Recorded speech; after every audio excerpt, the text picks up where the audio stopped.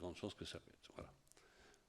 Malgré tout ça, et comme le disait Myriam ce matin, il faut rester optimiste, et il y a quelques bonnes raisons de l'être, et entre autres justement parce que des gens, comme François Frey, réfléchissent à comment améliorer les choses, comment rendre à l'océan sa pureté initiale, si on peut dire. Et donc je vais le laisser présenter son activité, en particulier le programme Esprit de Vélox qu'il gère, puisque il a plein de cordes à son arc, François.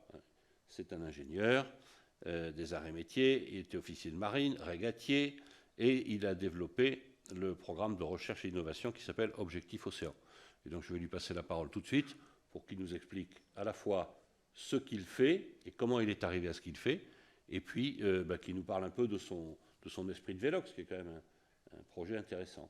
François, je te laisse la parole. Bonjour François, bonjour à tous et bonjour à toutes. Et je vous remercie pour cette invitation, y compris si effectivement je n'ai pas pu être avec vous cette fois-ci parce qu'on boucle des gros projets de financement urgents dont pour l'immense majorité on est prévenu quelques jours ou quelques semaines avant. Donc je ne pouvais pas être avec vous effectivement hier et aujourd'hui.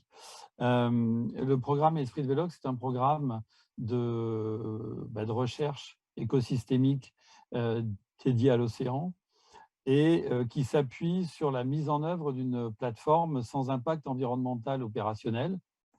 Ce à quoi nous travaillons avec des grands groupes et avec des universités et des startups. Il y a une cinquantaine de structures sur toute la planète aujourd'hui qui bossent avec nous. Et depuis 15 jours, 3 semaines, je ne sais pas trop pourquoi, mais on découvre que travailler sans impact opérationnel sur les écosystèmes, ça veut dire aussi travailler de manière libérée des énergies fossiles. D'où un regain de concentration de l'actualité autour de nous et de ce que l'on porte effectivement. C'est important d'être sans impact environnemental pour des problématiques scientifiques évidentes. Si je vais en mer pour étudier, comme l'a dit François, le climat, la biodiversité, il faut arriver à recueillir une donnée propre. Et une donnée propre, ça veut dire que soi-même, on ne va pas polluer en fait le système dans lequel on va travailler. Ce n'est pas le cas aujourd'hui avec les flottes classiques, ce qui explique entre autres qu'on a un décalage en moyenne de 15 à 20 ans entre les occurrences climatiques et les preuves scientifiques qui sont accordées, et que le GIEC, par exemple, pour ne citer que cette structure dont on parle à peu près tous, puisse se ressaisir après ces informations pour produire une science que le politique ou dont on peut espérer que le politique va se ressaisir après. C'est un grand projet sur lequel on travaille depuis 2014 maintenant, dont je tiens effectivement E5T informé au fur et à mesure. Et 2021-2022, c'est une période importante pour nous, outre ces problématiques-là de stratégie énergétique qui remonte à la surface de manière extrêmement violente depuis 3 semaines, parce que le monde de ce qu'on a appelé océanographie depuis les années 50 et ce qu'on va appeler aujourd'hui les sciences d'océan, et ce qui entérine le fait qu'il n'y a plus qu'un seul océan, ça aussi c'est intéressant, est en train de s'organiser à très grande échelle. François parlait de contexte international, et c'est effectivement au niveau UNESCO qu'on a mis en œuvre depuis 2021 une décennie très orientée vers les sciences de l'océan, et nous sommes effectivement soutenus avec un programme de l'IFRENER et un programme du CNRS depuis 2020. Nous avons été les 3 premières initiatives françaises qui rentrent dans ce cadre-là. Et nous sommes heureux de participer, je dirais, à un effort collectif qui est important parce que le climat et la biodiversité sont liés au monde océanique. On va dire que la moitié des enjeux climat et biodive sont issus du monde océanique. Et depuis depuis que les sciences sont un peu organisées d'un point de vue stratégique après la Seconde Guerre, le monde océanique n'a pas de soutien supérieur, on va dire, à 2 ou 3% du budget global de la recherche. Ce qui change aujourd'hui, comme François le précisait, c'est effectivement que les eaux montent et que les eaux montent de manière à peu près inexorable pour les siècles qui viennent. Ça, c'est à peu près évident. Et ce qui est moins évident, c'est le rythme auquel ça va se faire. Et le rythme, il va bien sûr impacter les infrastructures côtières au sens large et les ports qui vous intéressent en premier lieu aujourd'hui. Il y a des choses qui sont prévisibles et qui suivent un rythme qui va en s'accélérant, mais qui est à peu près prévisible, encore une fois, j'ai envie de dire. Et il y a des choses qui vont être plus violentes. Il y a des glaciers très importants qui, dans le Grand Sud et à moindre échelle dans le Grand Nord, sont en train de glisser et de rejoindre la mer. Ces glaciers, à eux seuls, ils portent parfois des mètres de montée des eaux au niveau global. Donc ça, c'est un premier point. Et c'est un premier point qui explicite aussi ce lien dans ce qu'on appelle la cryosphère, c'est-à-dire le monde du froid au sens large, qui naît de l'océan, l'eau qui part effectivement en l'air, qui se verse sous forme de neige sur les chaînes, qui entretient ou pas les glaciers qui existent et qui fondent après plus ou moins vite et qu'on va retrouver dans le monde effectivement océanique. Il y a aussi une amplification des phénomènes de météo. Le climat, c'est le long terme. Et effectivement, ce qu'on vit nous au jour le jour, ce sont des zones humides qui deviennent plus humides, ce sont des zones sèches qui deviennent plus sèches, ce sont des zones où de façon intermédiaire vont cohabiter des événements extrêmes en termes de chaud, donc incendie, et de pluie. On l'a vu en Australie en 2020-2021, on l'a vu aussi sur l'ouest des États-Unis. Et ça va aussi nous arriver, alors pas dans ces proportions-là, mais parce que nous avons, nous, en Europe de l'Ouest, une dépendance climatique forte qui est liée au mouvement de ce grand océan, en fait, et qui est aujourd'hui le théâtre de profondes transformations en termes de courant, et qui fait que moins de sel dans le Grand Nord, avec les glaciers qui fondent, une eau sans sel qui va au fond, qui habituellement engendrait une pompe liée au sel et au froid, qui organisait le courant global, on a envie de dire. Ce courant est infléchi de manière très forte, et de manière qui va un peu plus loin de ce qui était prévu aussi. Ça nous perturbe en tant que scientifiques parce que les choses sont en train de se faire et vont au-delà des prévisions habituelles. Ça perturbe le monde biologique océanique, et on se rend compte que des espèces aujourd'hui, et entre autres celles qui sont les plus visibles pour nous, hein, donc les grands animaux, baleines, des grands requins aussi, qu'on avait plutôt habitude de voir dans le grand froid. Je pense aux requins du Groenland, dont un exemplaire s'est échoué ce week-end sur la côte nord bretonne, Groenland, Bretagne, on est quand même extrêmement loin. Donc on se rend compte que le vivant est en train de se rendre compte aussi que les choses bougent et bougent de manière violente, bougent à grande échelle. Le vivant en mer est dépendant du froid et du sel. Donc les animaux bougent dans des proportions très importantes. Les chaînes alimentaires suivent ou précèdent. et les activités humaines qui sont liées à ces chaînes alimentaires sont transformées de manière profonde aussi. Dernier point sur ce qui change. Oui, pardon? Non. Dernier point sur ce qui change de manière importante, c'est qu'effectivement, le monde océanique, c'est la décharge ultime de tous nos excès. Donc plus de CO2 dans l'air et dans l'eau, plus de zones acides, plus de plastique. On en parlait il y a un an ici même. Ce qui veut dire qu'aujourd'hui, la biosphère globale est vraiment affectée et que les lieux de vie et que les équilibres de ressources sont effectivement affectés aussi.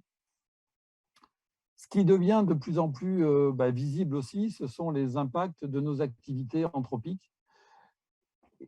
Et je vais prendre un exemple qui est important parce que c'est celui du bruit. C'est celui du bruit qui trouble les grands projets parce qu'on se rend compte que les grands projets du genre éolienne en mer ou d'autres ont des impacts lors de la préparation et lors de construction aussi. Mais dans les activités plus larges de transport en mer, de pêche et autres, le bruit a vraiment un impact très important sur la globalité de la chaîne, les poissons bien sûr, mais les planctons aussi, et jusqu'au plancton qui produit cet oxygène dont nous profitons les uns les autres allègrement. Le plancton, entre autres, qui produit cet oxygène et qui est sur les grandes routes que suit le transport en mer, est vraiment affecté quand les fréquences basses, qui sont celles des grands transporteurs, passent à proximité, ils ne travaillent plus. Donc ça aussi, ce sont des vraies informations qui arrivent au fur et à mesure, qui nous amènent à privilégier, je crois, de plus en plus, ça part bien sûr du monde scientifique, mais le monde industriel est en train de se réapproprier ça. Mais je pense que sans une forme de sobriété très importante, nous ne pourrons pas influer positivement sur les écosystèmes qui aujourd'hui, clairement nous portent en fait. Et aujourd'hui, avec des entreprises qui sont sur le projet, je pense à ABB, Alpha Laval ou d'autres qui sont proches du programme et qui sont des proches de ce monde de la mer, on porte des grandes initiatives et on espère très vite être à l'eau avec ce bateau qui sera sans impact environnemental, moins de bruit et je dirais une autoproduction d'énergie propre, libérée aussi de ces fossiles qui impactent de manière globale et le climat et la biodive qui sont en mer aujourd'hui. Voilà ce que je souhaitais vous dire et je reste bien sûr en ligne si vous souhaitez qu'on puisse échanger après ou si on peut échanger entre les intervenants, dont mon ami Nicolas qui vient de nous rejoindre et que je salue au passage. Bonjour François. Bonjour Nicolas. Bonjour. Ah ben voilà, on te retrouve. Donc écoute, je vais te laisser te présenter. Donc tu es bien connu en particulier à E5T, puisque donc toi aussi tu es ingénieur de formation et tu es directeur exécutif de Green Cross France et Territoire, que, comme vous le savez peut-être, donc c'est une organisation non gouvernementale qui aide les territoires et les ports d'ailleurs dans un certain nombre de cas à détecter les éléments qui permettent d'améliorer justement la biodiversité et de limiter la vulnérabilité des inconvénients liés au changement climatique. Voilà, je te laisse te présenter plus précisément. Puis alors, tu nous diras, parce que tu n'es pas tout seul apparemment, tu es accompagné, non? En fait, je vais représenter brièvement la province des îles Loyauté et expliquer tout ceci effectivement d'un seul coup. Vice-président des îles Loyauté, c'est pas mal. quelques urgences de dernière minute dont je vous prie de nous excuser. À toi. Tout d'abord, bonjour à toutes celles et à tous ceux que j'ai pu voir en direct.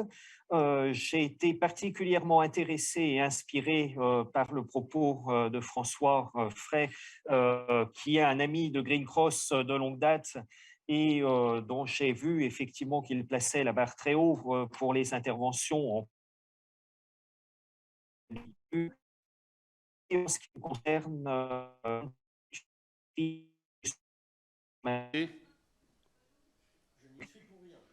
oui, enfin, il dit qu'il y est pour rien, mais il y est souvent pour quelque chose. Il est parti. Il est parti. Peut-être faut-il... Comment? Peut-être faut-il que tu coupes ta caméra. Hein, on aime bien voir ta tête, mais on préférera t'entendre. Non? Je ne sais pas si toi tu m'en... Ah. Est-ce que... Non, il est plus avec nous pour l'instant. Écoute, dès que tu recommences... Coucou. Bon, voilà, le représentant des îles Loyauté a disparu. Les Loyautés sont loin. Oui, tout le monde sait où c'est, bien entendu. Hein, c'est une province de la Nouvelle-Calédonie, d'ailleurs dirigée par quelqu'un qui devait être présent, mais qui manifestement ne l'est pas, et qui est le président de cette province, et qui est un Kanak indépendantiste. Ça aurait été intéressant d'écouter son point de vue à la fois sur les océans et sur le reste de son activité, mais nous serons privés de ce plaisir. Je vais en profiter pour dire un mot sur une interrogation que j'ai, parce que je n'ai pas la réponse. Parce que donc on parle de l'incidence climatique, enfin des incidences du changement climatique, mais comment est-ce qu'on mesure tout ça? Et moi j'ai une question, et j'attends une réponse depuis longtemps que je n'ai pas. Comment on fait pour mesurer la température de la Terre? Parce que c'est bien, on nous dit, ouais, ça augmente d'1 degré, d'un demi-degré, mais comment on fait? Où il est le thermomètre? Oui. Alors, je dis ça parce que d'abord, je ne sais pas où il est. Et en plus, quand j'ai posé des questions, on m'a dit, ah oui, mais ça dépend de la hauteur et tout. Donc, bon. Mais en ce qui concerne la mer, par contre, on a une très bonne organisation, qui est l'organisation mondiale, enfin, météorologique mondiale, qui possède 12 000 bouées, c'est quand même pas rien, hein, sur à peu près toutes les mers du monde, pas complètement, mais presque, et dont les données sont toutes collectées et centralisées du côté de Zeebrugge, en Belgique, dans un organisme qui est spécialisé là-dedans, et qui donc peut nous donner des éléments assez précis sur ce qu'il se passe sur l'eau et sur une épaisseur d'eau qui n'est pas très importante, qui je crois de l'ordre de 15 mètres, 20 mètres, mais au-delà non, mais enfin bon, c'est déjà pas mal, et qui permet de voir justement si l'eau se réchauffe, si les courants vont plus vite ou moins vite, si la température bouge et ce qui se passe autour. Malheureusement, il faut bien le reconnaître, ces bouées font l'objet d'un vandalisme récurrent, de gens qui doivent s'amuser à les cibler, je suppose, je ne sais pas. En tout cas, il y a souvent des bouées qui sont abîmées. Et donc, c'est un budget conséquent pour maintenir cette information en état. Or, vous savez qu'un des problèmes que l'on a vis-à-vis de l'océan, je dis l'océan, puisque effectivement, il n'y a qu'une seule grande mer, même si on lui donne plusieurs noms à plusieurs endroits, c'est que finalement, on s'aperçoit, enfin, je voyais ça récemment, on connaît moins bien les fonds marins qu'on ne connaît la Lune. C'est aussi bizarre que ça puisse paraître, mais c'est comme ça. Et donc il y a encore beaucoup de choses à découvrir sur Terre, en particulier sous l'eau, et qui nous permettra justement de mieux saisir comment agir.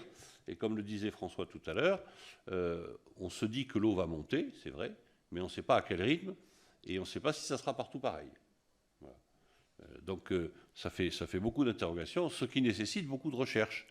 Et c'est pour ça que je trouve que le projet tel que ceux que François nous a présentés sont intéressants, parce que justement, c'est des projets scientifiques qui sont menés par des populations variées, reliées entre elles, qui permet de mieux comprendre les impacts que peut avoir le climat sur l'écosystème marin en général.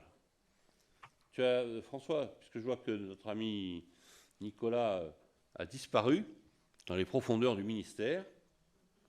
Non, il a l'air d'être là. Hein. Tu es là, François? Non, tu es là? Je suis là, effectivement, mais avec une connexion qui est extrêmement mauvaise. Ah, mais oui, mais tu n'es pas dans le bon ministère, c'est ça. Est-ce que tu peux continuer à parler ou pas pour l'instant? Voilà. Dans la mesure de nos bonnes, je l'ai oui. Bon, bah, écoute. Je crois que le retour est beaucoup plus difficile. Non, là, on t'entend de manière très hachée et totalement incompréhensible. Donc, écoute, on va refais des essais. Quand tu as l'impression que tu peux parler, tu nous fais signe. Et donc, on va continuer avec François. Déjà, François, tu avais un film pour nous, hein? C'est ça? Oui, pardon, Donc, je remets le micro. On va présenter ton film. Hein. Je remets le micro. Oui, oui, effectivement, on a fait un petit clip qui illustre le manifeste du programme, Voilà. qui parle d'interdisciplinarité, qui parle de liens très, très intimes, en fait, entre chacune et chacun de nous et le monde océanique. Oui. Oui. Donc, je pense qu'en régie, Attends, la régie doit pouvoir envoyer le film, voilà. Je suppose. Si j'ai bien compris, ils ont le lien en régie. Donc, voilà.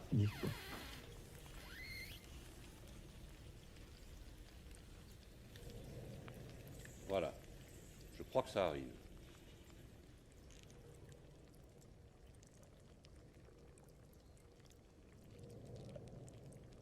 Je suis un homme, individu indépendant, autant que parcelle d'un système vital sans limite.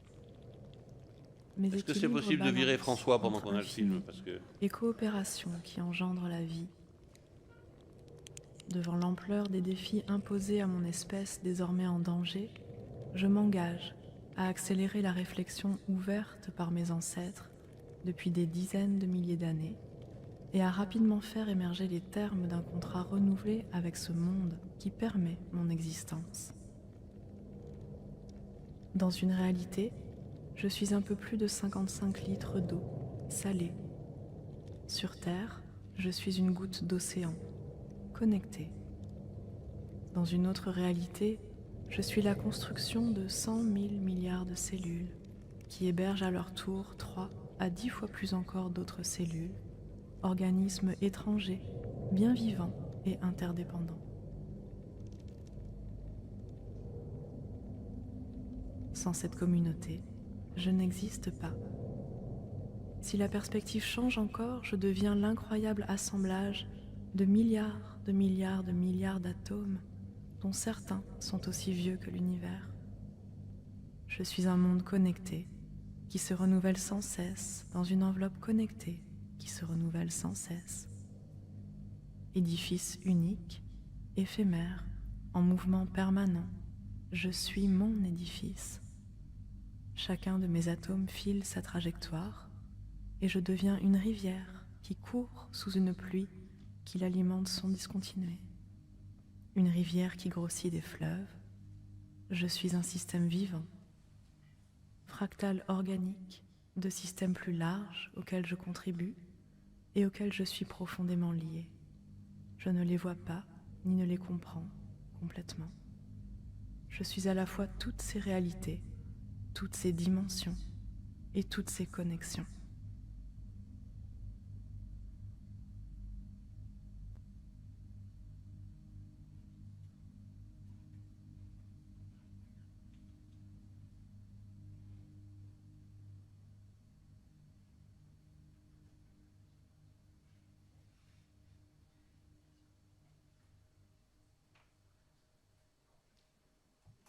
Voilà. Bon, donc tu nous commentes un peu cette réflexion. Moi, je vais te dire 2 secondes. Je n'ai pas le son de la salle. Pardon? Le micro de la salle est coupé en ligne. Ah, le micro de la salle est François, coupé. te couper, mais je ne t'entends pas. Tu me vois et tu ne sais pas lire sur mes lèvres. Donc, est-ce que... voilà, ça y est, tu me réentends? Ça y est, je t'entends à nouveau. D'accord. Donc, je disais, quand tu m'as montré ce film la première fois, je l'ai trouvé intéressant parce que, effectivement, on prend progressivement conscience de cette connexion universelle et de cette continuité, finalement, entre l'homme et la matière, qui est intéressante. Je vous propose, d'ailleurs, dans ce cas-là, si ça vous intéresse, d'aller regarder les écrits de Teilhard de Chardin, qui sont de très bonne qualité sur cette affaire. Mais tu vas nous dire un mot sur ce film et pourquoi il a été fait et ce que tu espères en faire.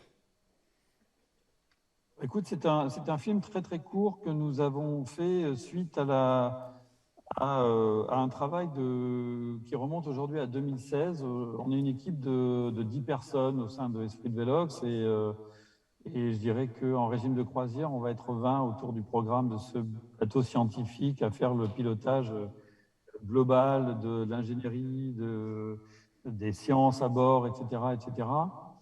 Et, euh, et les collègues de l'équipe avaient souhaité qu'on mette noir sur blanc le manifeste, en gros, qui explique le lien qui nous a amené au projet et qui nous a amené à voir le monde océanique avec ces yeux-là aujourd'hui.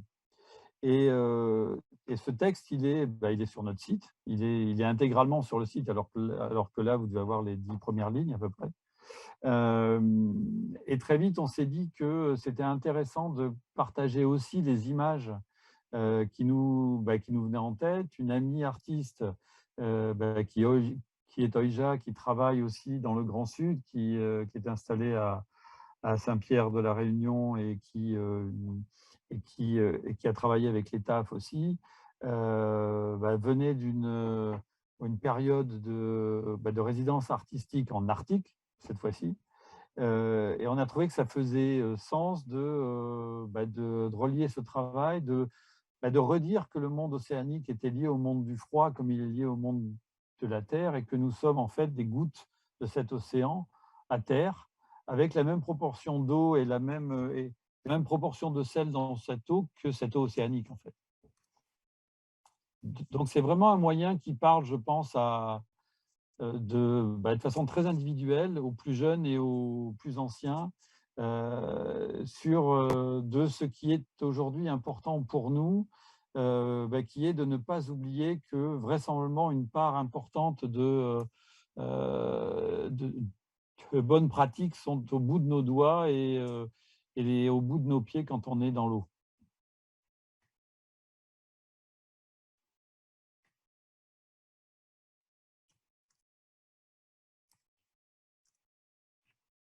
Litres d'eau. J'ai l'impression que dans la salle, je me mets dedans, il y en a qui font plus que 55 litres d'eau, mais bon, c'est possible. C'est une moyenne, effectivement. Ok, Nicolas, tu nous entends? Je vous entends en nouveau, effectivement, avec voilà. toutes mes excuses. Eh bien, écoute, alors, vas-y, tu peux reprendre ton discours donc, sur les activités de Green Cross et comment tu participes à une meilleure résolution des problèmes climatiques qui se posent pour l'ensemble des gens de l'écosystème marin.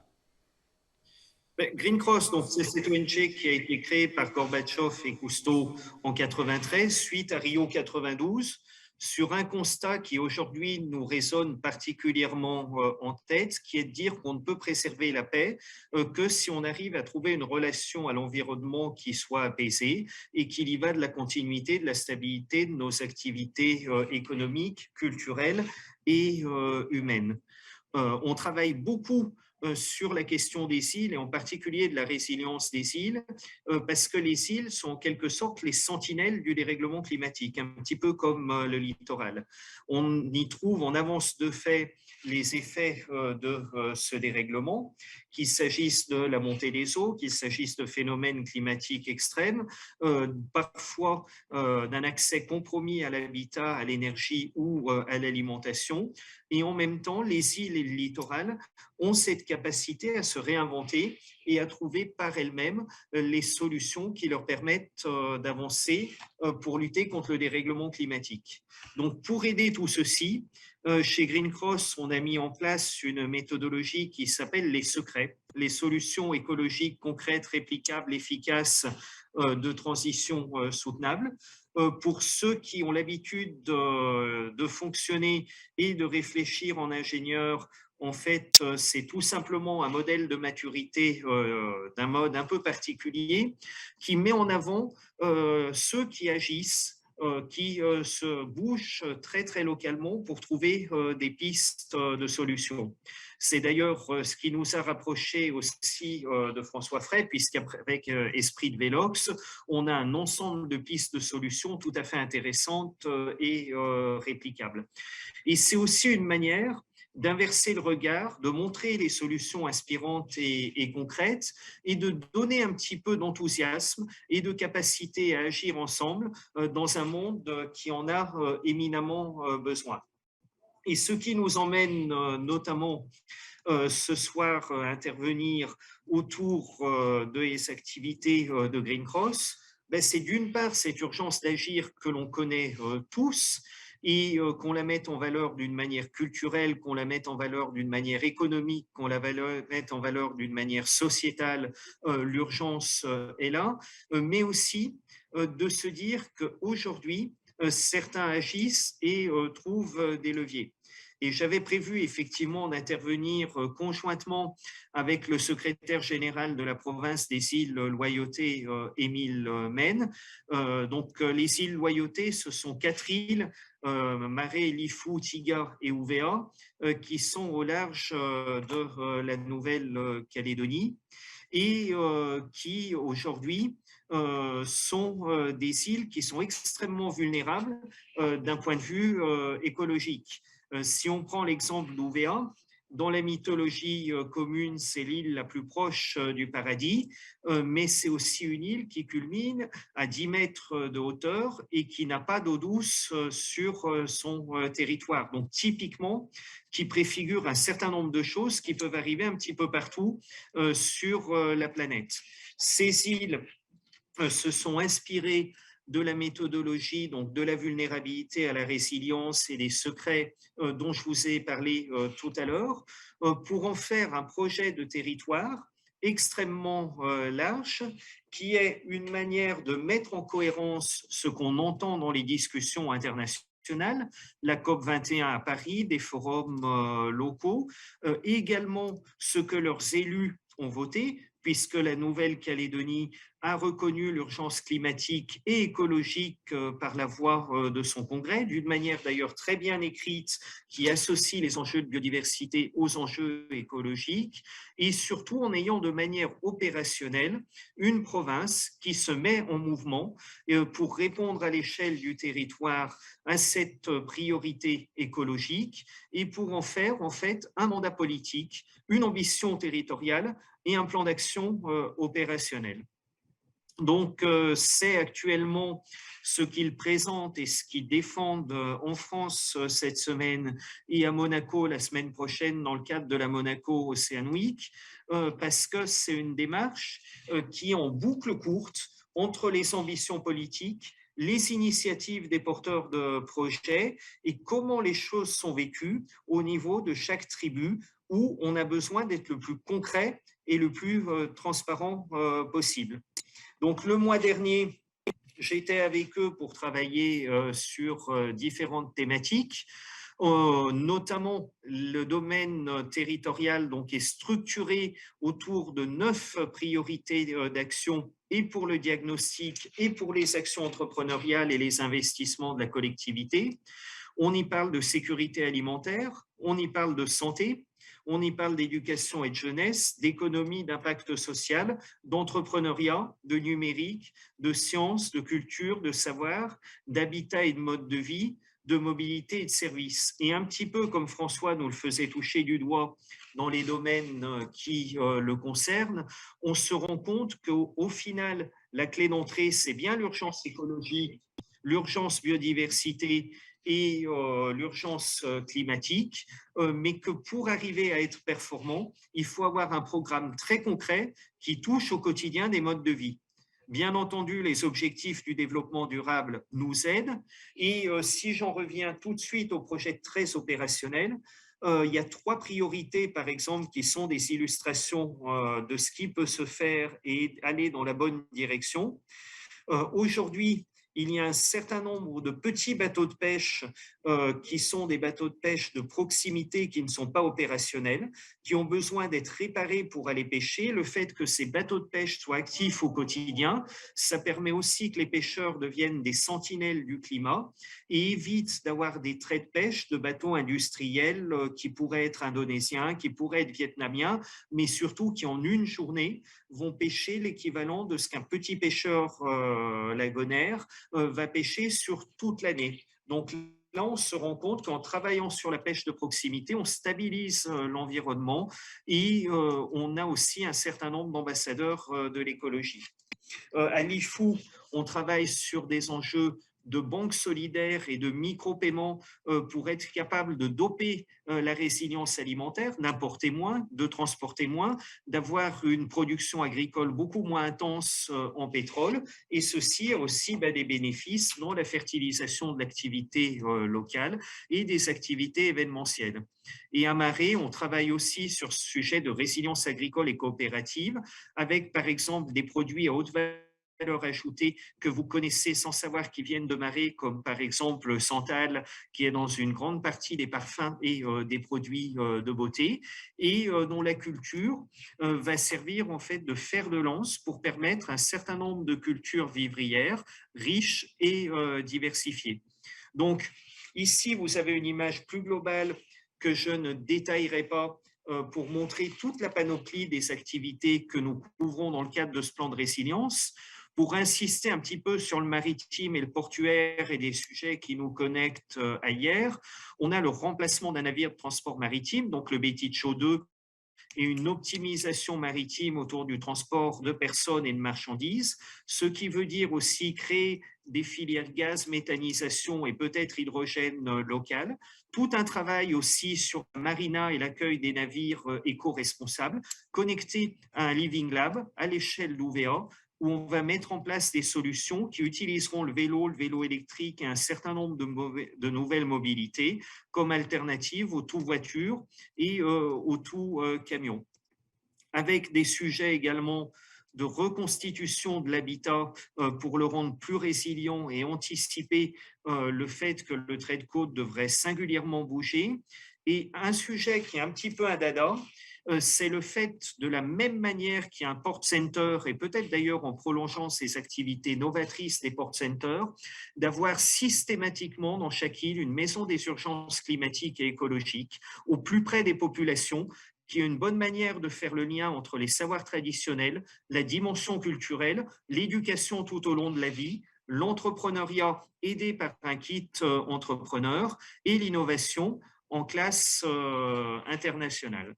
Et par exemple, pour montrer cette connexion entre l'ultra-local, les projets entrepreneuriaux, la nécessité de préserver le climat et l'écologie et la coopération internationale, les îles Loyauté organisent un forum de la transition écologique auquel vous êtes tous invités les 11 et 12 mai 2022, qui s'appelle donc Innov by Lolaiti.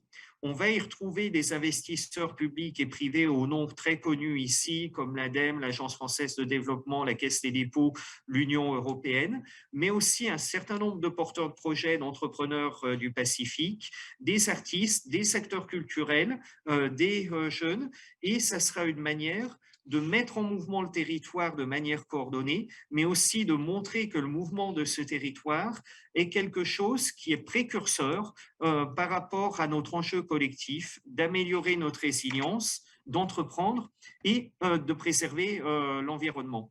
Donc voilà ce que je voulais partager avec le secrétaire général des îles Loyauté, Émile Mène, tout en l'excusant pour son absence.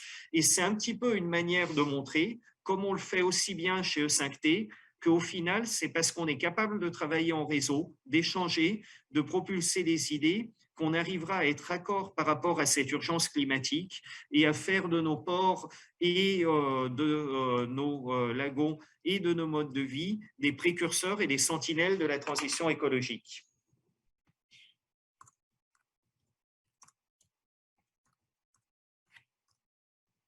Préoccupation plus grave que ça? Parce que, bon, tu vois, non mais, tu vois, le problème, c'est que, je ne sais pas si tu imagines, enfin, moi, je m'imagine sur une île, enfin, moi, pour moi, c'est un banc de sable, hein. Bon, si le point culminant, encore une fois, est à 10 mètres, tu as quand même un risque de disparition. Et c'est, à mon avis, d'autant plus difficile. Ce n'est pas un risque, c'est-à-dire que les gens ont l'habitude qu'avec les cyclones et les ouragans qui soient extrêmement répliqués, c'est quelque chose qui arrive au quotidien aujourd'hui. Sur le long terme, on est tous d'accord, et François le disait tout à l'heure, les glaciers qui se détachent et qui fondent font que la hauteur de l'eau va monter, quoi, indépendamment des cyclones et autres tempêtes. Et donc, pardon François, je me permets de couper parce qu'on n'est vraiment pas sur du long terme. C'est-à-dire que depuis qu'on intervient au VA, c'est-à-dire sur 18 mois, il y a une plage qui faisait 400 mètres et où on faisait en fait courir des chevaux, qui aujourd'hui a été complètement englouti par les effets des cyclones, et les cocotiers qui sont donc 400 mètres en retrait sont en train de tomber dans l'eau du fait de ces phénomènes climatiques extrêmes, cyclones et tempêtes qu'on a vus sur ces derniers mois. Et donc ça fait partie du quotidien du projet. Je suis allé très vite, mais autour des savoirs traditionnels et de l'habitat mélanésien, les villages sont en train de se déplacer vers l'intérieur. Et c'est l'une des raisons pour lesquelles la délégation est aujourd'hui sur un agenda très resserré en France. C'est qu'en même temps qu'on travaille sur cette résilience climatique, on travaille aussi sur le fait de préparer l'avenir, construire les activités économiques, sécuriser les infrastructures portuaires, etc. D'accord. Tu nous entends encore? Parce que je vois que tu as de nouveau disparu. Effectivement, je vous entends. J'ai eu un moment de stabilité sur la connexion, mais j'ai peur que ça ne dure pas. Bon, ben écoute, on a déjà entendu beaucoup de choses. On comprend effectivement l'ampleur des travaux qui sont à mener, qui est probablement d'autant plus difficile que la capacité économique de ces régions est quand même relativement faible. Et que tout ce qui t'arrive sur le nez t'arrive parce que d'autres ont des activités qui ne sont pas nécessairement bien cadrées. Et ça doit être compliqué, exactement, Et je te remercie de me relancer là-dessus parce que c'est absolument essentiel.